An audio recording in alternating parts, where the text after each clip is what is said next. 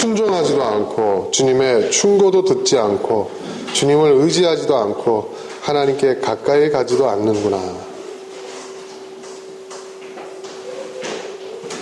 언뜻 듣기에는 그 예루살렘 도성에 사는 사람들이 신앙생활을 소홀히 했나? 뭐 이런 생각을 할 수 있습니다.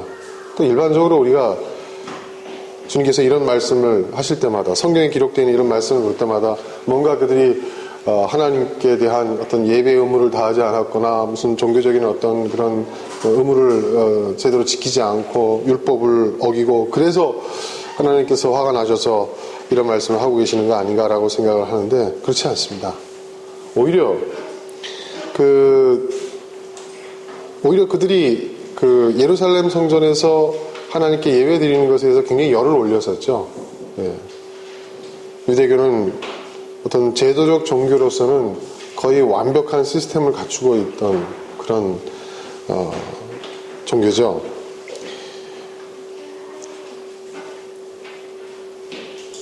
그럼 여기서 말하고 있는 주님께 순종하지 않고 주님의 충고도 듣지 아니하고 주님을 의지하지 않고 하나님께 가까이 가지도 않는다.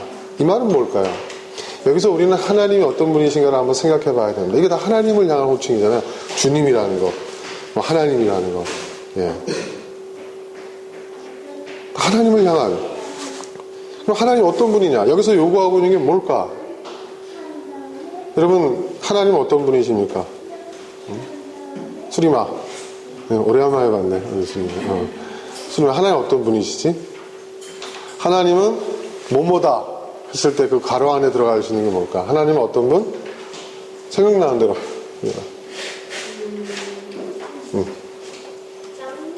짱이다. 하나님 짱이다. 맞는 말이죠. 하나님 짱이지. 하나님만큼 짱이 없지. 하나님만 짱이지.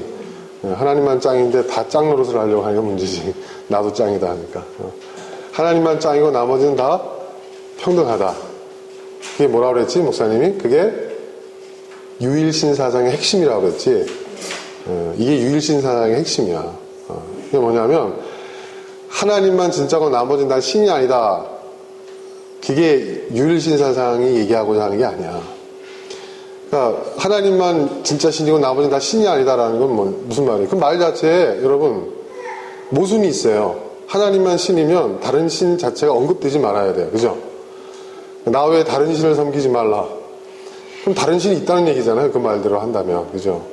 그러니까 유일신사상이라는 것은 그런 맥락에서 한 얘기가 아니에요. 이건 종교적인 맥락의 얘기가 아니에요. 유일신사상이라는 건 뭐냐면 지금 우리 수림이가 표현한 대로 하나님만, 그러니까 신이라는 것은 절대적인 권력, 권위, 그렇죠? 모든 권위와 그 어떤 권력의 과거에 그 모든 어떤 그 정당성은 종교에서 갖고 왔잖아요, 그죠? 그래서 뭐 왕권 신수설인데 왕권은 뭐예요? 이 신으로부터 받은 것이다. 그래서 왕권에 반역하는 것은 뭐예요? 배교 행위가 다를 바가 없다. 그런 얘기를 했잖아요, 그죠? 그리고 모든 왕 중에 왕은 교황이다. 그래서 이제 중세 천년 동안 교황은 모든 유럽의 왕 위에 군림했던 것이고, 영국 왕은 이혼 문제로 자꾸 간섭을 하니까 에이씨 그러면 난 그 교황 밑에 안 있을래 해가지고 따로 세운 게 성공회고, 그렇죠? 성공회에서 교황의 지배를 안 받겠다는 거고, 그죠? 그러니까 왕이 또 너무 왕노릇을 하는 거예요. 왕이 하나님, 그러니까 뭐예요? 왕권 신수설이란 그 주장의 핵심은 뭐예요? 왕이 하나님이라는 거예요, 이 땅에서는. 예, 그렇죠?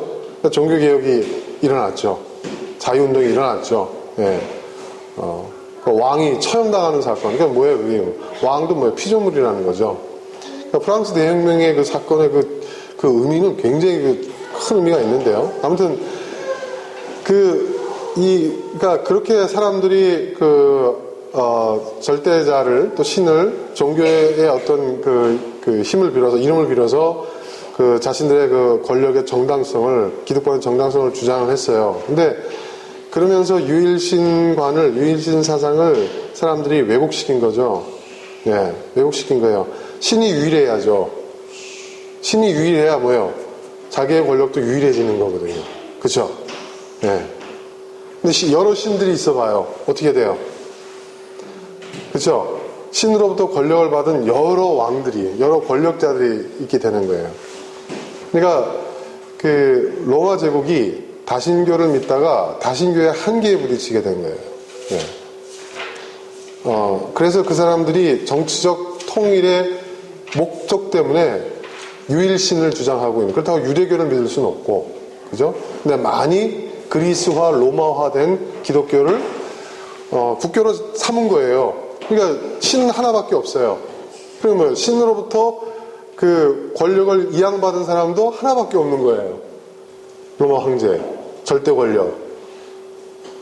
그렇죠?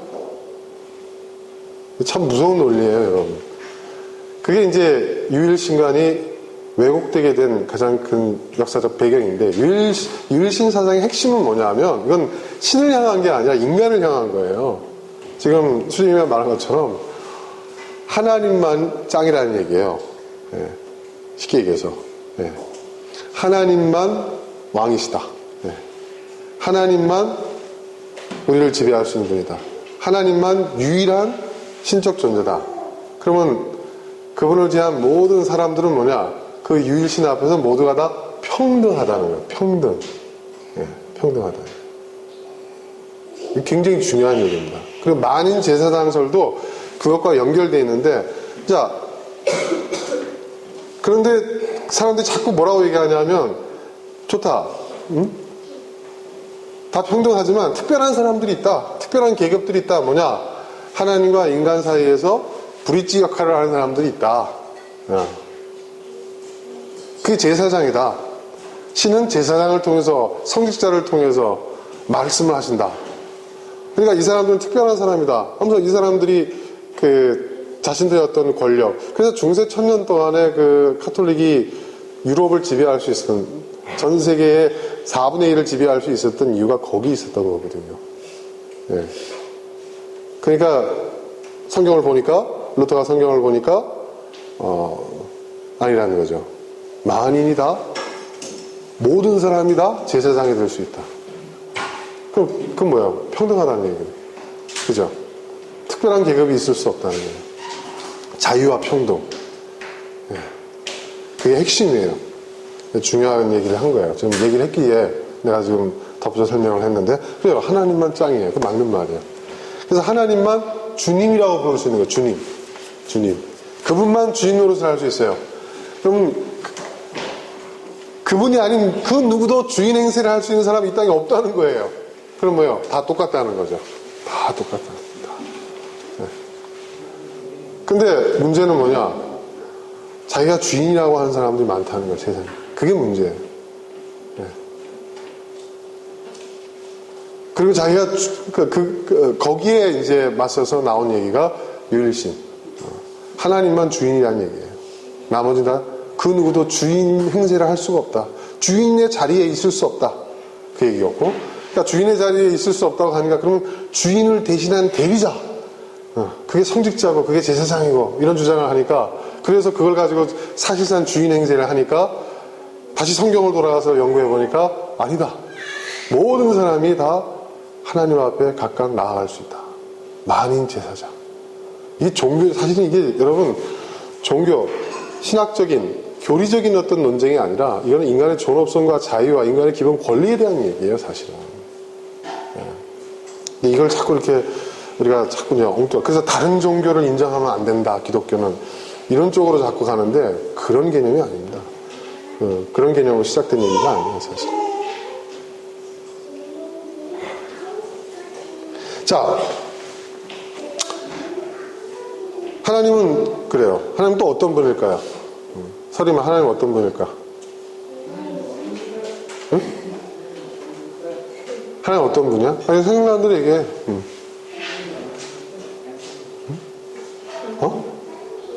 잘 모르겠어? 그게 어쩌면 맞는 걸지도 몰라. 하나님은 우리가 잘 모르지. 목사님도 잘 몰라. 근데 내가 느끼는, 내가 경험한 하나님에 대해서는 얘기할 수 있는 거거든. 그런 얘기 많이 하잖아요. 그러니까 하나님은 선한 분이시다. 그지? 하나님은 진리의 하나님이시다. 뭐 여러 가지 표현들을 하잖아요. 세은이는 어떻게 생각해? 하나님 어떤 분이야? 세은이가 생각하기에. 세은이는 어떤 하나님으로 알고 있어? 응? 응? 몰라요. 모른다는 건 정말 몰라서 모르는 게 아니겠지. 예. 세연이, 얘는 엄마 뱃속에 있을 때부터 제 설교를 들은 아닙니다. 예. 예. 근데 하나님은 뭐라고 단정 짓기 어려운 분이라 그런 뜻이죠. 예. 아이들이 그렇게 얘기하는 거죠. 목사 아들은 어떻게 생각할까요? 예. 하나님 어떤 분이시냐? 경빈아?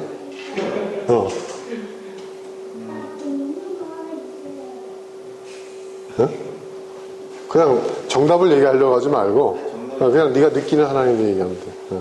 하나님 어떤 분이야? 사람마다 다르게 느껴지는 하나님. 이야, 너 기대를 저버리지 않았네. 하나님은 사람마다 다르게 느껴지는 하나님. 그 말 가만히 생각해 보세요, 여러분. 맞는 말 아니에요? 그죠? 그거 굉장히 철학적인 얘기인데 네가 알고 얘기했는지는 조금 의심스럽지만 사람마다 다르게 느껴지는 하나님. 그거 굉장히 중요한 얘기야. 나중에 제가 계시에 대한 설교를 할 때 좀 얘기를 할게요. 그래서 이 얘기는 뭐냐면 사람마다 다르게 느껴지는 하나님이라는 것은 다른 말로 표현하면 좀 고급스러운 표현을 한다면 하나님은 다양한 얼굴을 갖고 계신 하나님이라고 얘기할 수가 있습니다. 그죠? 네. 네. 내가 어떤 사람이냐에 따라서 그 하나님이 다르게 느껴질 수 있어요. 네. 굉장히 중요한 얘기입니다, 이 얘기가. 네. 어떤 사람에겐, 그죠? 강아지로 보이는데 어떤 사람은 늑대로 보일 수도 있고, 그죠? 그죠? 네. 상대가 어떤 존재로 인식되느냐에 따라서 상대를 대하는 태도가 달라지죠. 그게 믿는 방식이죠. 그렇죠? 네. 주제와는 조금 떨어졌기 때문에 제가 더 깊이 들어가지는 않겠지만, 자, 지금 여기서 제가 얘기하는 하나님 어떤 분이잖아요. 하나님께서 지금 너희는 순종하지도 않고 하나님 말씀을 듣지도 않고 의지하지도 않고 하나님께로 가까이 나오지도 않는다, 이런 얘기를 하고 있는데, 이게 단순히 종교적인 의무를 니네가 다 하지 않고 있다. 그러니까 요즘 말로 표현하면 신앙생활 열심히 하지 않고 있기 때문에 너희는 망해야 될 도성이고 뭐 저주받아야 될 것이고 뭐 반역의 도성이고 더러운 도성이다, 이렇게 하나님 말씀하시는 그런 이해로 보면 안 된다는 얘기입니다. 하나님 어떤 분이냐, 쉽게 얘기해보죠. 하나님은 어떤 분이죠? 우리가 그래요. 하나님은 선 그 자체라고 얘기를 해요. 그죠? 하나님은 선이시다. 그렇죠? 또 하나님은 우린 또 뭐라 그래요? 진리. 내가 진리요. 그죠? 진리 그 자체다. 여러분, 기독교의 신앙에 아주 독특한 점이 있어요. 그건 뭐냐 하면, 일반적으로 뭐 그리스 로마 신화에 나와 있는 신들이나 또 힌두교에 나와 있는 신들이나 기타 등등 여러 종류의 신들을 보면 이 신들은 어떤 의미에서 보면 상당히 좀 뭐라 그럴까요? 여러분, 그리스 로마 시대에 나오는 그 신들을 보세요. 믿고 싶은 마음 드십니까? 제우스. 저는요, 제우스는 교도소에 보내야 될 신이라고 저는 생각합니다. 네. 그렇지 않아요? 그런 신이라면 믿을 마음이 들겠어요? 네? 그죠? 그렇게 괴팍하고. 네? 그러니까, 물론 그 내용이 진짜 신앙으로서 뭐 믿은 것도 있었겠지만은 사실 그리스 로마 신화가 얘기하고 있는 것은 인간들의 이야기잖아요. 그죠? 인간들의 이야기입니다, 그거는. 그래서 신들이 다 인간의 형상을 하고 있잖아요. 예. 그게 그 고대 그리스 로마 사람들이 갖고 있었던 세계관과 그들이 갖고 있었던 어떤 철학과 가치관이 반영된 거죠. 신화라는 형태로 반영이 된 거란 말입니다. 근데 그걸 신앙으로, 종교로 믿어라 하면은 저는 절대 안 믿을 겁니다. 아마 믿을 만한 사람은 여기 아무도 안 계실 거예요. 그래서 여러분, 힌두교의 신들은 지금도 생긴다고 하잖아요, 신이. 그죠? 힌두교에서는 지금도 신이 생긴다고 합니다. 여러분, 놀랍게도 힌두교에서는요, 부처도 그 수많은 신 중에 하나고요, 예수도 그 수많은 신 중에 하나예요. 그러니까 모든 종교가 다 혼합되고 짬뽕되는 거예요. 왜냐하면 인도라는 나라가 동서양의 그 지리적 접경지대에 있기 때문에 많은 문화와 종교가 거기서 융합을 하거든요. 그러다 보니까 힌두교는요, 어떤 의미에서 보면 융합의 종교예요. 모든 종교의 신들이 다 그 안에서 공존하고 살고 있어요. 네. 근데 그 나름대로 질서가 있잖아요. 신들에게도 서열이 있고, 신들에게 서열이 있듯이 사람에게도 서열이 있고, 그리고 그 서열이 정해지는 것은 뭐예요? 내가 전생에 어떻게 살았느냐. 그죠? 그 결과라는 거죠. 네. 그러니까 뭐예요? 현재의 나의 모습에 대해서 인정하고 그냥 살아라. 그럼 평화가 이루어질 것이다. 그리고 지금 현재 내가 성실하게 정직하게 착하게 살면, 열심히 살며 덕을 쌓고 공을 쌓으면 다음 세대에서는 내가 좀 더 높은 신분으로 올라가게 될 것이다. 그렇단 말이에요. 그 힌두교에서 얘기하는 그 신들의 전쟁도 보면은 그 내용의 핵심은 뭐냐면 서열 전쟁이에요. 서열 전쟁. 누가 더 높은 단계의 신으로 올라갈 것이냐. 그러니까 우리가 정말 우리가 어떤 신앙을 갖는다. 우리가 어떤 신을 믿는다고 했을 때 그런 어떤 과연 신들을 우리가 믿을 수 있는가. 그런 생각들을 하잖아요. 그죠? 그렇다고 제가 비하하는 건 아닙니다. 종교를 비하하는 건 아니지만, 제가 볼 때는 저라면은 썩 내키지 않을 것 같아요. 자, 근데 기독교를 보세요. 여러분. 기독교. 기독교는 어떤 분이시죠? 절대적인 존재라는 것은 동일하게 얘기를 하고 있지만 이 절대성을 갖고 있는 사람이 어때요? 절대 선하신 분이에요. 절대적으로 정의로우신 분이에요. 그죠? 그러니까 이 말은 무슨 말이냐 하면 기독교는요, 선과 의와, 그렇죠? 진리, 그 자체이신데 하나님은 거기에 뭐냐? 인격성을 갖고 계신다. 여러분, 유교는요, 선을 믿어요. 그죠? 진리를 믿어요. 유교도. 의를 믿어요. 근데 유교는 뭐냐? 신은 부정해요. 네, 신은 없다는 거예요. 근데 우리 기독교에서 믿는 하나님은 어떤 분이냐? 선 그 자체이시고, 진리 그 자체이시고, 의 그 자체이신데, 그런데 그 모든 것은 결국 하나라는 거죠. 그래서 우리가 왜 하나님이라고 부르냐면, 저도 예전에 하늘님이라는 표현 좀 쓰면 어떠냐? 우리 고유의 하느님. 그래서 천주교에서는 천주님 하니까 하느님이라는 표현을 받아들이는데, 왜 기독교만 왜 하나님 할까? 그랬는데, 제가 그 하나님이라는 그 호칭에 담겨져 있는 어마어마한 의미를 깨달았어요. 그게 뭐냐면, 그게 선과 진리와 의와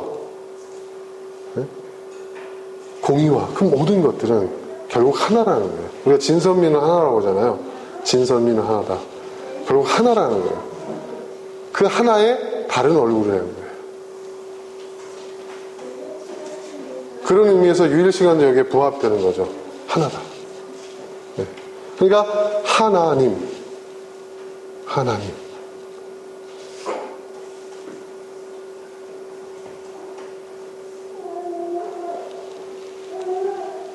독일에 어느 유명한 그 신학자이자 철학자가 쓴 책에 보면 하나님에 대한 호칭 중에서 가장 그분의 그 본성과 그분의 속성과 우리가 또 그분을 인식하는 데 있어서 가장 그 부합하는 호칭이 뭐냐? 우리나라가 언급되어 있어요. 한국에서 하나님에 대한 호칭은 하나님이라고 한다. 대문자 갓이 아니라 the one이라고 얘기를 한다는 거죠. 하나님이라는 호칭. 그게 있어요. 그러니까 저는 그건 어떤 축복인 것 같아요. 누가 그렇게 썼는지는 모르겠지만 축복인 것 같아요. 자, 그러니까 무슨 얘기냐? 여기서 주님께 순종하지 않고 주님의 말씀 듣지 않고 주님께 가까이 나가지 않는다는 얘기는 뭐냐면 이 사람들이 종교적인 의무를 제대로 하고 있지 않다 그런 얘기가 아니라 너희는 선을 가까이 하지 않고 의를 가까이 하지 않고 진리를 가까이 하지 않고 진리를 거역하고 선을 거역하고 의를 거역한다 이렇게 얘기를 하고 있는 거예요. 이해되시겠습니까 여러분? 네.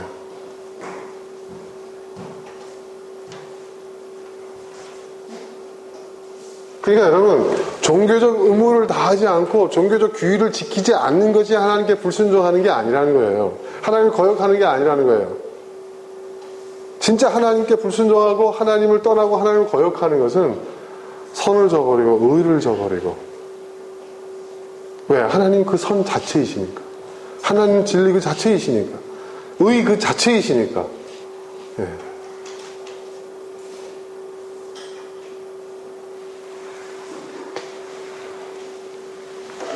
3절에서 말합니다. 그 안에 있는 대신들은 으르렁거리는 사자들이다. 재판관들은 이튿날 아침까지 남기지 않고 먹어주는 저녁 일이되다. 이게 무슨 얘기예요? 이 권력자들이, 그 나라의 리더라는 사람들이 하는 짓이 뭐예요? 백성들을 잡아먹는 일을 하고 있다 이거예요.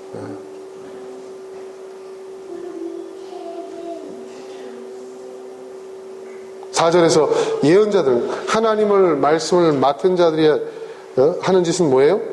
예언자들은 거만하여 믿을 수 없는 자들이고, 거만하다는 거예요. 거만하다 이거죠. 믿을 수 없는 자들이에요. 하나님의 말씀을 맡았다고 주장들은 하고 있지만, 그게 또 이것이 하나님의 말씀이라고 얘기를 하고 있지만, 그들의 그 거만, 이루 말할 수 없고, 그들의 말하는 그 말조차 믿을 수가 없는 사람들이라는 것이죠. 누구에게요? 하나님께서 말씀하시는 거예요. 제사장들은 어떻게 해요? 제사장들은 성소나 더럽히며 율법을 범하는 자들이에요. 제사장들이야말로 성소를 더럽히는 자들이요, 율법을 범하는 자들이래요.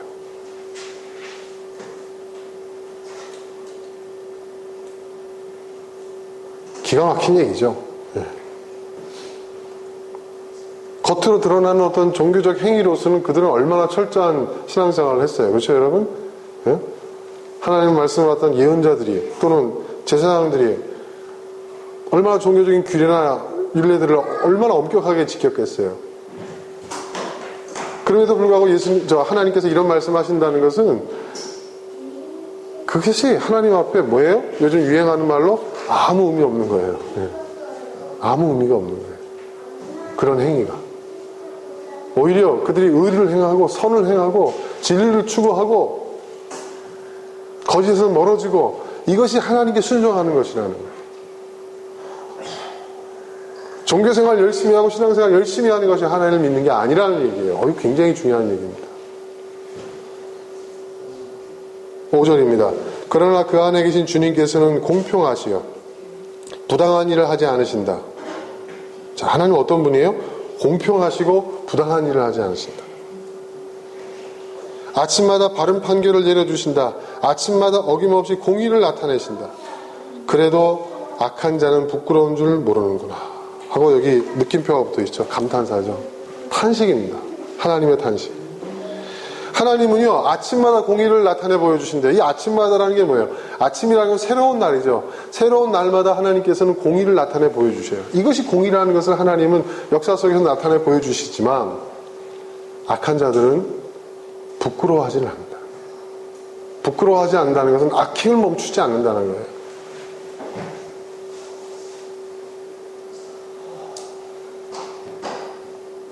(6절입니다) 내가 문 나라를 칼로 베었다. 성 모퉁이에 망대를 부수고 길거리를 지나다니는 자를 없애며 거리를 텅 비게 하였다. 성읍들을 황폐케 하여서 사람도 없게 하였고 거기에 살 자도 없게 하였다. 이게 무슨 얘기냐? 하나님은 역사의 심판자로 악한 나라들을 멸망시켜 오셨다는 거예요. 나라가 멸망하는 것은 하나님의 관점에서 본다면, 하나님의 역사, 그러니까 우리 그 성경의 세계관에서 바라본다고 한다면 하나님의 심판이라는 거예요. 그러니까 무수히 많은 나라들이 지금 이스라엘이, 예루살렘이 범하고 있는 이 동일한 죄 때문에 멸망하였다는 거예요.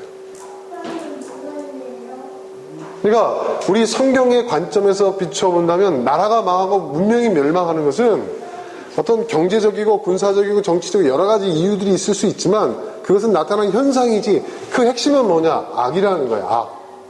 예. 악의 문제라는 거죠. 죄의 문제라는 거죠.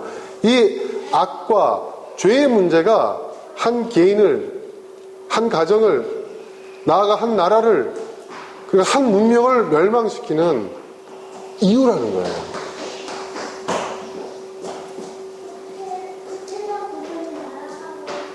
그런데 예루살렘이 하나님 나라의 모형이라고 일컫는 이스라엘이 지금 그 길로 가고 있다는 거예요.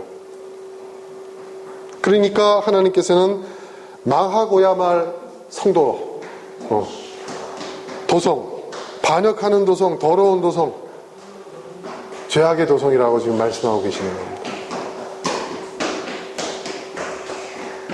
7절입니다. 내가 너에게 일렀다. 여기서 내가 너라는 것은 바로 예루살렘, 이스라엘. 예. 아브라함의 후손, 내가 너에게 일렀다. 너만은 나를 두려워하고 내가 가르치는 대로 하라고 하였다. 그러면 내가 벌하기로 작정하였다가도 내가 살 곳을 없애지는 않겠다고 하였는데도. 이게 무슨 얘기냐? 하나님이 이스라엘을 선택한 이유가 여기 있다는 거예요. 세상의 모든 민족들이, 강한 나라들이 자신들의 강함을 믿고 악행을 저지르기를 멈추지 않자 하나님께서는 억압받던 연약한 민족을 선택하셔서, 그래 너희만큼은, 너희만은 악의 길로 행하지 아니하고 의의 길로 행하라 하고 내가 너희를 선택했다는 거죠. 이스라엘을 선택하신 이유가 여기 있는 거예요. 7절 말씀이 바로 그거예요. 내가 너에게 일렀다. 너만은 나를 두려워. 선과 의를 두려워하고 심판을 두려워하고 진리를 두려워하고 공의를 두려워하고 내가 가르치는 대로, 하나님이 가르치는 선과 의와 공의를 또 진리를 쫓아서 행하라고 하였다. 그런데 어떻게 됐다고요? 후반절에 뭐라고 얘기하죠? 그렇게 하였는데도 너는 새벽같이 일어나서 못된 일만 골라가면서 하였다. 이런 표현 참,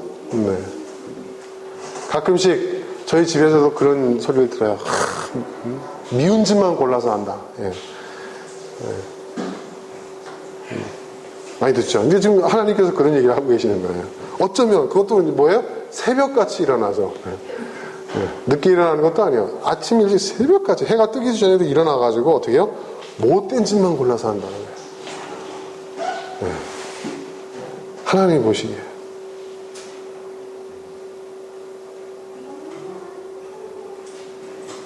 그럼 이제 하나님의 인내가 한계가 온 거예요. 한계가 온 거예요.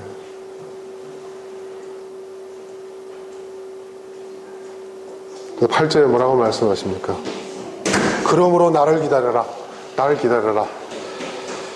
나 주의 말이다. 내가 증인으로 나설 때까지. 뭐예요? 하나님이 심판자이시면서 동시에 뭐예요? 내가 증인이라는 거예요. 내가 너희들이 어떻게 해왔는지를 내가 다 보고 있다는 거예요. 하나님이 증인이라는 거예요. 내가 민족들을 불러 모으고 나라들을 모아서 불같이 타오르는 나의 분노를, 이 분노를, 뭐예요? 이 분노가 뭐예요? 그들이 선을 배격하고 의를 저버리고 악을 행한 것, 그것에 대한 불같이 타오르는 분노를 그들에게 쏟아 놓겠다는 것이죠. 온 땅이 내 질투의 불에 타 없어질 것이다. 뭐 나는 질투하는 하나님, 그러니까 하나님 질투하시는 하나님, 그러니까 하나님, 내가 하나님보다 더 사랑하면 하나님은 아니야. 그래서 우리 항상 기도할 때 하나님, 제가 제 자식을 사랑하지만 하나님 다음으로 사랑합니다.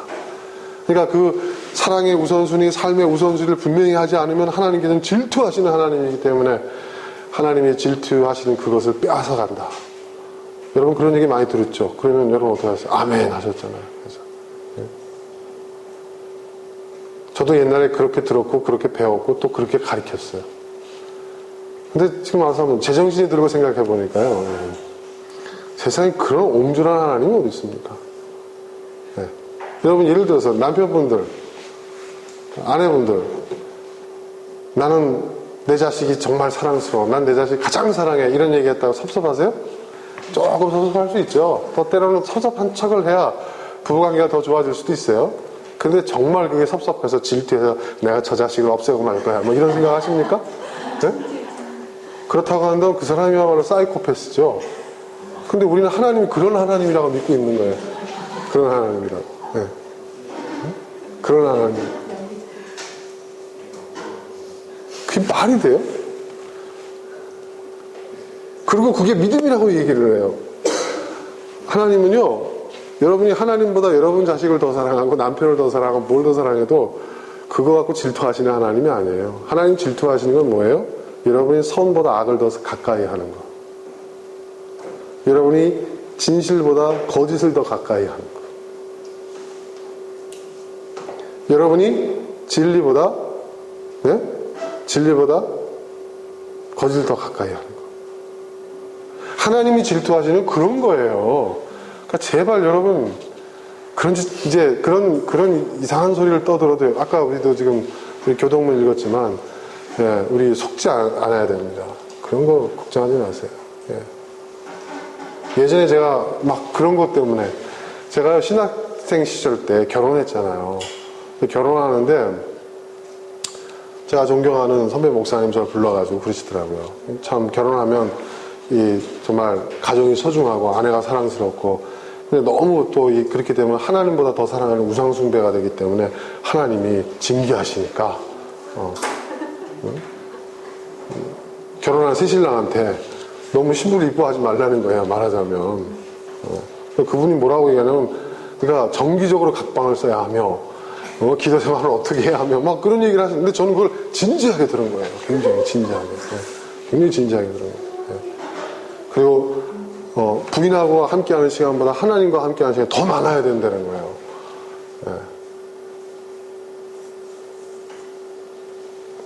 근데 알고 봤더니 하나님은요 부부가 행복하게 오래오래 서로를 끔찍히 사랑하며 살기를 원하시더라고요. 그거 관심도 없어요, 솔직히 말해서 하나님. 근데 왜 그렇게 만들었는지 모르겠어요. 그러니까 그러면 하나님을 사랑하는 건 교회에 충성하라는 거죠. 그죠? 가정보다도 자식보다도 뭐보다도 그냥 교회 사랑하는 게 하나님 사랑하는 거니까 결국 그거 아니에요. 결론은 다 그렇게 가잖아요. 그죠? 그렇지 않습니까? 그거는 여러분 다 사기였어요. 다 사기였어요. 저도 사기꾼이었습니다. 지금 와서 생각해보면 나도 사기꾼이었구나. 하나님이 질투하시는 건 그런 게 아니에요. 하나님이 질투하시는 건요 우리가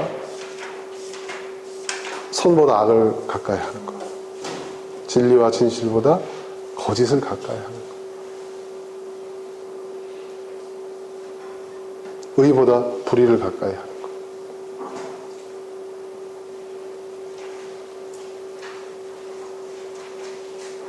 진리보다 당장 먹고 사는 그 현실을 가까이 하는 것. 하나님 그런 걸 질투하시는 하나님입니다. 지금 본문에서 얘기하고 있는 게 바로 그거예요. 하나님 질투하시는 그 질투의 내용이 뭐냐는 거예요. 내 질투의 불에 다 없어질 것이다. 하나님이 심판하시는 죄의 내용이 바로 그러한 것들이에요. 그런데 여기서 불에 다 없어질 것이다. 내가 다 그들을 멸망시킬 것이다. 내가 심판할 것이다. 온 민족들을 불러 모아서. 근데 우리는 그래서 어떻게 하실 것인가? 다 타 없어요. 온 땅이 내 질투에 불러 다 타 없어요. 그건 뭐예요? 다 끝나는 거예요? 다 우리를 죽이실 모양이다.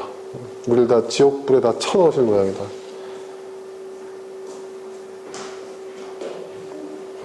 구절을 보세요. 구절 같이 한번 읽어볼까요? 자, 하나님께서 하나님의 심판이 행해지는 그 순간, 그 하나님의 그 심판이 이루어질 때 어떤 결과가, 어떤 변화가 나타나는지 구절에서 하나님 말씀하십니다. 같이 읽어보겠습니다. 시작. 그때 내가 뭇 백성의 입술을 깨끗하게 하여 그들이 다 나 주의 이름을 부르며 어깨를 나란히 하고 나를 섬기게 할 것이다. 이게 심판의 결과래요. 너희들은 내가 내 질투에 불러 불에 다 없어질 것이다.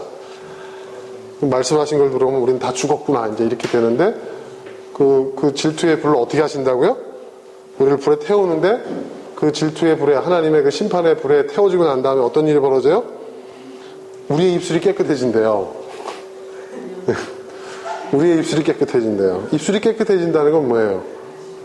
입술이 여러분 그 사람이 의인이냐 선인이냐 그걸 따지는 데서 가장 중요한 것이 뭐냐면 그 사람 입술에서 나오는 이야기거든요. 그렇죠? 입술은 뭐예요? 생각을 나타내는 통로예요. 입술이 깨끗해진다는 건 뭐예요? 우리가 깨끗한 사람이 된다는 거죠. 우리가 더 이상 악을 가까이 하지 않고 의를 가까이 하는 사람이 된다는 거죠. 우리가 당장 먹고 사는 현실보다는 정말 궁극에 같이 진리를 추구하는 사람이 된다는 거죠. 우리가 거짓보다는 우리가 진실을 추구하는 사람이 된다는 거죠. 그게 바로 그 얘기예요. 그런 사람이 되게 하신대요. 하나님의 심판, 우리가 생각하는 것과는 전혀 다른 차원이라는 것이죠. 그리고 어떻게 돼요? 그들이 다 나 주의 이름을 부르며, 주의 이름을 부르면 다 모두 크리스찬이 된다는 얘기입니까? 예전에 저도 그렇게 알고 그렇게 배우고 그렇게 가르쳤어요. 이거 완전히 이제 저희 그 수식어가 돼버리겠네요. 그렇게 알고 그렇게 가르쳤고 그렇게 배웠어요. 아니라는 거죠. 여기서 말하는 주의 이름이라는 건 뭐예요? 주님을 나타내는 이름이라는 거예요. 주의 이름이라는 것은 뭐예요? 주님의 호칭. 그게 선으로 불리던, 그게 의로 불리던, 진실로 불리던. 그러니까 여러분, 하나님의 또 다른 이름은 선입니다. 하나님의 또 다른 이름은 의입니다. 하나님의 또 다른 이름은 진실이며 진리입니다. 여러분 믿습니까? 예. 뭘 의미하는지 아시겠죠, 여러분? 그들이 다 나 주의 이름을 부르며. 꼭 기독교 안에서, 교회 안에서 부르는 하나님, 그 이름으로만 불러야 돼! 근데요, 저도 가만 보면요, 제 이름은 윤선주인데요. 제 이름은 윤선주잖아요. 근데 저를 부르는 호칭은요, 사람마다 달라요. 근데 그 사람이 어떤 호칭으로 부르던, 하다못해 누가 나보고, 저보고, 어이라고 해도, 그게 저를 부르는 건 줄 알면 전 대답을 해요. 왜요? 이렇게 대답을 합니다. 근데 하나님이라는 분이, 예, 기독교에서 말하고 있는 여호와, 하나님, 주님, 이거 외에 다른 호칭으로 부르면 너희들은 그 나를 믿는 게 아니야? 그 좀 뭔가 좀 그쵸 여러분? 우린 정말 하나님을 진짜 이상한 존재로 만들고 있는 것 같아요. 우리가 어떤 식으로 부르든지 간에 하나님은 알아들으신다는 거예요. 굉장히 중요한 얘기입니다.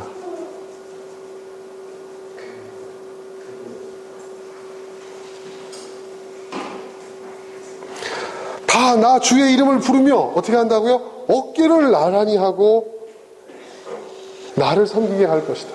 어깨를 나란히 한다는 거예요. 옛날에 여러분 어깨는요 함부로 나란히 할 수가 없어요. 여러분 종들이 이렇게 숙이잖아요.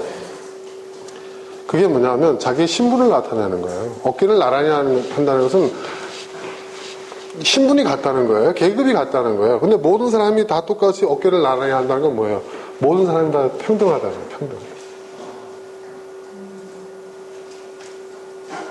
나를 섬긴다. 이 섬긴다는 것도 종교적으로 뭐 어떤 그런 얘기가 아니에요.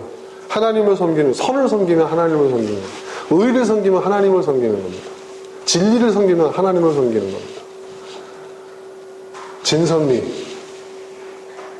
아름다움의 궁극도 하나님 그 자신이잖아요. 아름다움을 섬기는 것도 하나님을 섬기는 겁니다.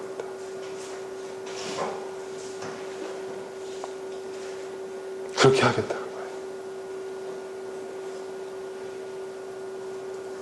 와, 여러분 놀랍지 않습니까? 하나님의 심판의 결과는요, 우리가 생각하는 것처럼 평소에 하나님을 참 믿어왔던 사람들만 구원받고 그 사람들만 뭐 키우고 하고 그 사람들만 천국 가는 게 아니라 뭐예요? 악인도 선인이 되게 하는 게 하나님의 심판이라는 거예요. 여러분 멋있지 않아요? 옛날에는 전 그랬어요. 제 또래 이렇게 제 고등학교 동창들 뭐 이렇게 보면은 저는 신학교라고 신학생이라고 해서 온갖 그 경건과 거룩의 모습으로 다 살아가고 근데 얘들은 막 즐기더라고요. 예. 그래서 어쩌다가 이제 뭐 동창회 같은 데 이제 가고 반창회 같은 데 가보면 저는 항상 이렇게 그 검은 양복에다가 그 넥타이 메고 20대 초반부터 예. 그리고 딱 그 신학생 그 가방 있잖아요. 요즘은 안 그런데 옛날에 그게 딱 기본이 돼 있었어요. 그걸 딱 들고 가는 얘들은 뭐 최신 유행하는 옷차림에다가 막 자유분방해요. 우리 애들끼리 모여가지고 야 우리 뭐 호프 마시러 가자 오늘 뭐 나이트 갈까 하는데 나는 못 간다. 동창회 중에서 신학생이 딱 3명 있었거든요.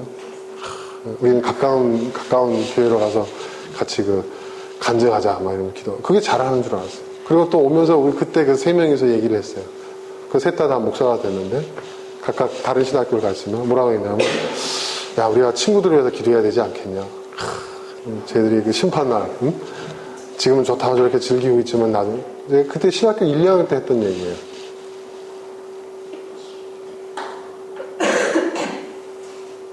그러니까 우리만 구원받고 우리만 천국 가고 평소에 못된 짓 일삼고 자기 하고 싶은 대로 마음대로 하나님 떠나 살던 사람은 다 지옥 가. 그게 하나님의 심판이야. 그래야 보상. 그럼 보상. 그게 보상을 받는 거지. 근데 지금 교회들이 가르치고 있는 내용도요, 거기서 그렇게 크게 차이가 있는 게 아닙니다. 그 맥락에서 그대로예요. 근데 성경을 보세요. 뭐라고 얘기해요?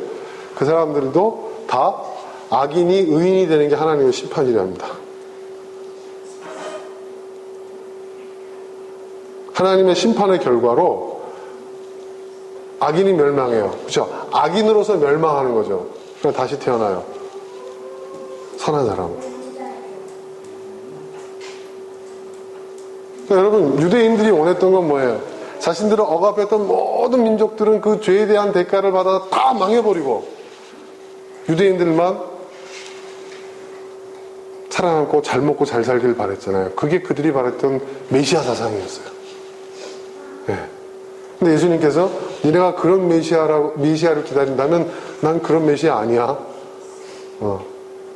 예수님 말씀하신 게 뭐예요? 그것도 실제로 그들은 우리가 기다린 메시아, 우리가 기다린 그리스도가 아니야. 이건 가짜야 하고 십자가에 못 박아요.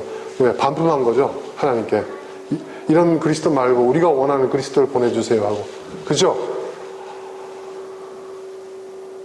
근데 지금 우리가 신앙의 이름으로 지금 동일한 일을 하고 있는 거예요. 네. 교회들이 지금 그렇게 하고 있는 거예요.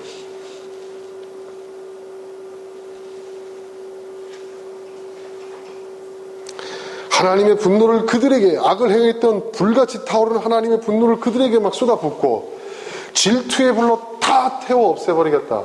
그게 아니라 질투의 불로 다 태워서 어떻게 해요? 악한 놈들을 착한 사람 만들겠다. 거짓을 일삼던 사람은 진실한 사람이 되게 하겠다. 불의를 행하던 사람은 의인 되게 하겠다.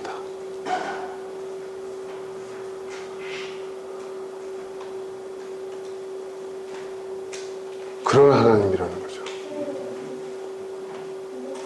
여러분, 그런 하나님이면 믿고 싶지 않으세요? 그죠? 그래서 저는 그래서 어떤 생각이 드는 줄 아세요? 요즘은 하나님 저를 구원해 심판을 면하게 해주세요 그랬는데 하나님의 심판의 내용이 이건 줄 아니까 하나님 저야말로 심판받아야 될 인생입니다. 하나님 저를 심판해 주세요. 하나님의 불로, 하나님의 그 질투의 불로 저를 태워주세요. 그래서 제발 이 악한 사람이 하나님이 기대하는 만큼의 선한 사람이 되게 해주세요. 제 안에 있는 거짓을 다 태워주세요. 정말 진실한 사람 되게 해주세요. 제 안에 있는 불의를 다 심판해 주세요. 그래서 의만 남게 해주세요. 하나님의 심판을 자청하게 되더라고요. 하나님 저를 심판해 주세요. 심판을 면하려고 하는 게 아니라 하나님 저야말로 심판받아야 될 악인입니다. 죄인입니다. 이게 맞죠, 여러분? 이게 맞더라고요.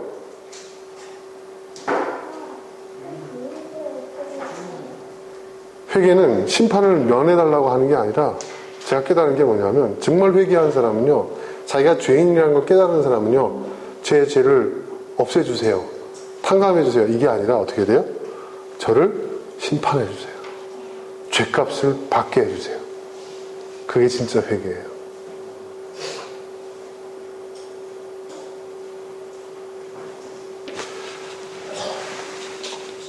기독교의 신앙이 전혀 다른 차원으로 보이기 시작하더라고요.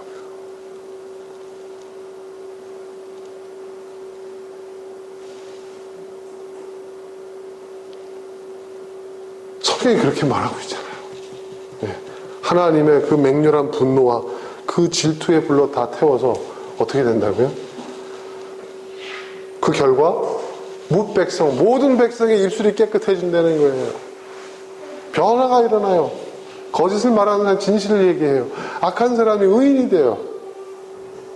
세속적인 사람이 거룩한 사람이 돼요. 뿐만이 아닙니다. 하나님의 이름을 부르며, 하나님 이름을 부른다. 하나님 이름을 부르며 그분을 섬긴다. 그건 뭐예요? 그들이 추구하는 가치가 불의가 아니에요. 악이 아니에요. 자기 뱃속을 저기 입속이 아니에요. 선을 추구하고 진실을 추구하고 의를 추구하는 그런 사람들이 돼요. 그러니까 모든 사람들이 어깨를 나란히며 모든 차별과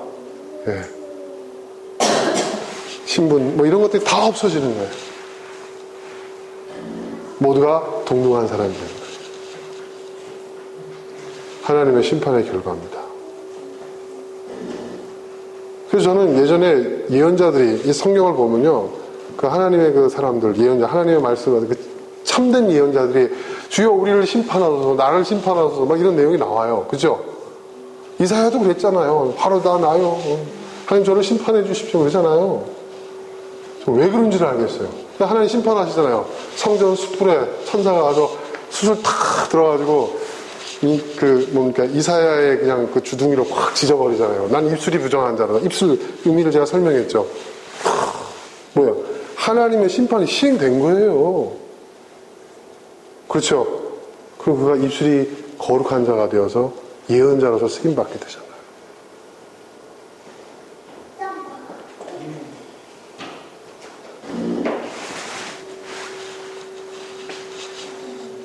하나님의 심판도 제가 깨달은 게 뭐냐면 하나님의 심판도 하나님의 사랑이라는 거죠. 그래서 다른 예언자들이 말한 것처럼 하나님의 심판을 받아 마땅한 백성들이에요. 우리는. 여호와의 날을 그토록 사모했어요. 예언자들이. 여호와의 날이 무슨 날입니까? 성경에서 말하는 여호와의 날. 크고 두려운 날이라고 하잖아요.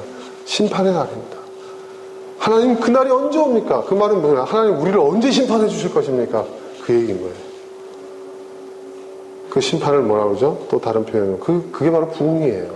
성경이 말하는 부흥이라는 것은 교회가 커지고 뭐 그런 게 부흥이 아니라 재현되는 거, 리바이벌이죠. 부흥. 하나님의 심판을 통해서 우리가 잃어버렸던 것들을 회복하는 거예요. 하나님이 본래 의도하셨던 것들이 다시 나타나는 거예요. 재현화되는 거예요. 그게 부흥이에요.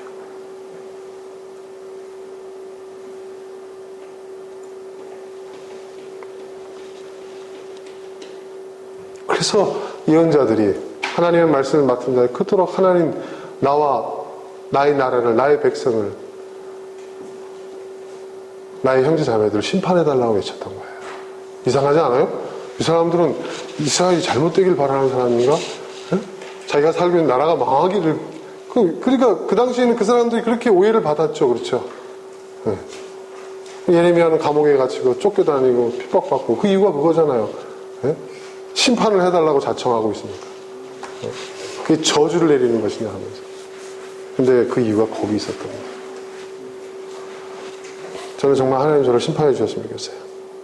제 안에는 모든 악과 불의와 거짓과 위선과 교만과 불신을 다 태워서 없애주셨으면 좋겠어요. 이게 내 힘으로 안 돼요. 내 의지로 안 돼요. 내 노력으로 안 돼요. 하나님만이 하실 수 있어요. 그래서 제가 기도할 때마다 하나님 앞에 그렇게 제 첫 마디가 그겁니다.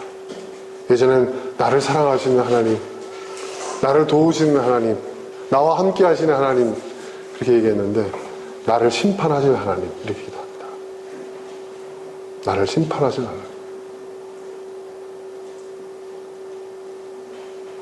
하나님 저를 심판해 주십시오. 이 악의를 의인되게 해주십시오. 그렇게 기도해요.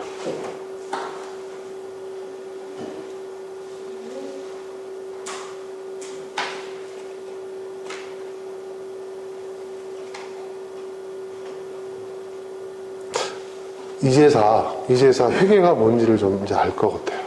이제사 신학을 10몇 년을 공부하고 목회를 지금 10몇 년을 했는데 이제사 회개라는 것이 뭔지를 좀 알 것 같아요. 진짜 회개는요 심판을 자청하는 것 같아요.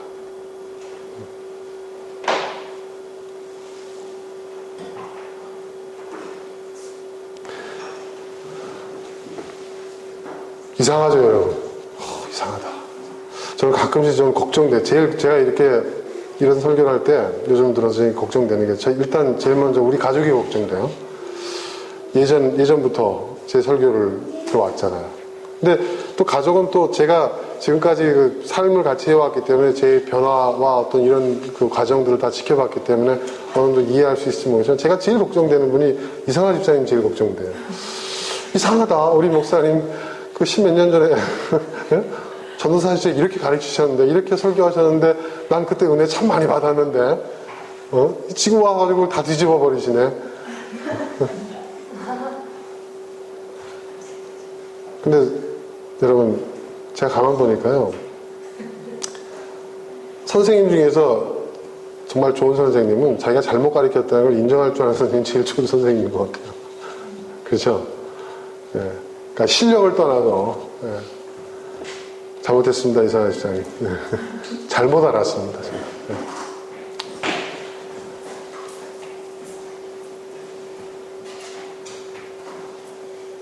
근데 여러분, 저하고 같이 이렇게 신앙생활 하시다가 이런 일들이 종종 있을 것 같아요, 앞으로도. 그러니까 미리 양해를 구합니다.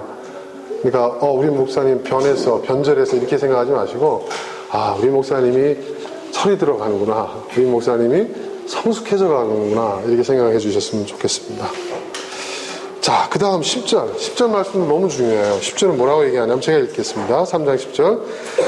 에티오피아 강 저 너머에서 나를 섬기는 사람들, 내가 흩어보낸 사람들이 나에게 예물을 가지고 올 것이다. 와, 이 놀라운 얘기예요. 오늘 이 말씀까지만 할게요. 에티오피아 강 건너가 어디입니까, 여러분? 지금 이스라엘 백성들이 살고 있는 지역은요, 어디예요? 예? 예? 예? 중동 지역이잖아요. 그죠? 근데 저 아프리카에 있는 에티오피아 강 건너편이라고 해요. 이게 에티오피아 강이 어디냐면 나일 문명의 경계선이라고 얘기합니다. 예. 그러니까 거기는 뭐냐면 문명화된 그 지역의 한계가 에티오피아 강이에요. 그러면 에티오피아 강 건너편은 뭐예요? 그건 야만의 곳이죠. 그러니까 아프리카 사람들이 지금도 그냥 그때나 지금이나 수천 년 전이나 지금이나 거의 다를 바 없는 생활을 하고 있는 그 원주민들이 있잖아요. 그죠? 그러니까 그 밖에 있는, 그 지역 밖에 있는, 그러니까 문명의 혜택이 없는, 그러니까 그 당시에 사람들도 그렇지만, 지금도 그렇지만 그 당시에 사람은 더더욱 그 지역은 야만의 땅이라고 불렸던 그곳에서조차 뭐라고요? 나를 섬기는 사람들, 내가 흩어보낸 사람들이 나에게 예물을 가지고 올 것이다. 이게 무슨 말이에요? 그 사람들도, 그 사람들 가운데서도 나를 섬기는 사람들이 있다는 거예요. 그렇죠, 여러분? 이 말씀이 뭘 의미하는 걸까요?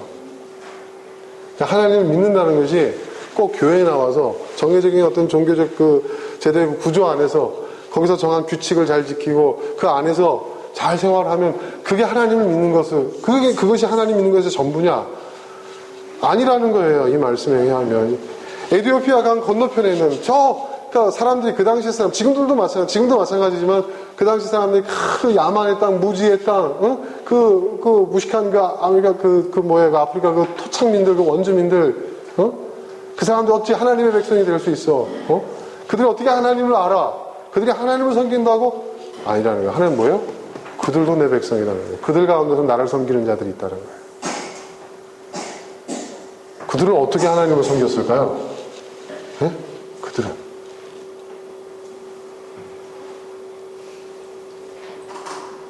그들 가운데서도 선을 추구하고 의를 추구하고 진실을 추구하고 진리를 추구하는 사람들. 그 사람들 모두가 다 뭐예요? 하나님을 믿는 사람들이에요.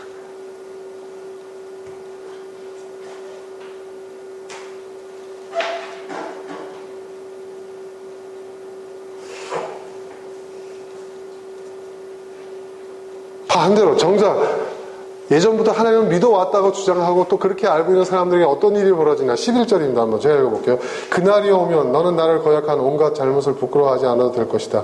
그때 내가 거만을 떨며 자랑을 일삼던 자들이 이 도성에서 없애버리겠다. 너가 다시는 나의 거룩한 상에서 거만을 떨지 않을 것이다. 뭐예요? 거만 떨었다는 거죠. 그죠? 하나님의 선택을 받고 우리는 하나님의 백성이 하나님을 믿는 사람들이라는 사람들이 뭐예요? 그 사람은 그게 교만이라는 거예요. 그런데 그 심판 이후에는 자신들의 부끄러움을 깨닫게 되고 더 이상 교만을 떨지 않게 된다는 거죠. 자기들만 하나님의 백성이 아니라 온 인류가 다 하나님의 백성이라는 것을 그때 깨닫게 된다는 것이죠.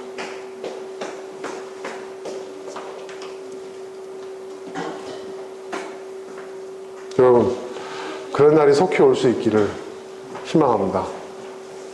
그리고 하나님이 저를 심판하셔서 제 안에 있는 모든 불의한 것들을 의로운 것들로 바꿔주셨으면 좋겠습니다. 그리고 무백성의 입술이 깨끗해지고 그들이 다 주의 이름을 부르며 어깨를 나란히 하며 하나님을 섬기는 그날이 속히 올 수 있게 되기를 희망합니다. 다시 우리 함께 기도하겠습니다. 오늘 하는 말씀 기도하겠습니다.